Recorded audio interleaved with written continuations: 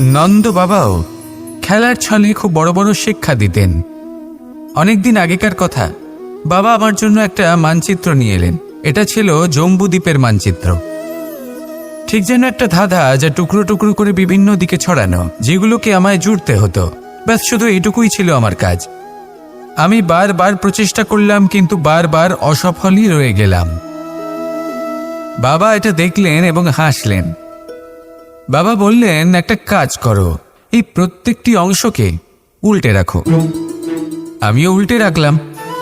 তারপরে দেখলাম প্রত্যেক অংশে মানুষের শরীরের কোনো না কোনো অংশ চিহ্নিত। কোথাও হাত আছে, পা আছে, কোথাও মুখ আছে। বাবা বললেন যে এবার এটা জুড়তে চেষ্টা করো। আমিও জুড়ে দিলাম। মানুষের মানচিত্র পূর্ণ হলো। এবার বাবা বললেন, এটা উল্টে রাখো, মানচিত্র পূর্ণ আকার ধারণ করেছে। আমি বললাম, ঠিক আছে। আমি উল্টে রাখলাম।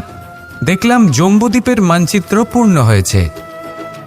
বাবা বললেন, যদি দেশকে সফল করে তুলতে চাও, শক্তিশালী করতে চাও, স্থির বানাতে চাও, তাহলে সবার আগে দেশবাসীকে একত্রিত করতে শেখো।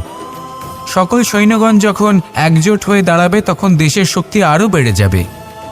শুধু তাই নয়, বাবা বললেন, যদি ভালোবাসার সাথে জড়িয়ে পড়ো, তাহলে পরমাত্মাও তোমার সামনে এসে দেখা দেবেন। তাহলে এটাই করুন আর আমার সাথে ভালোবেসে বলুন, রাধা রাধা।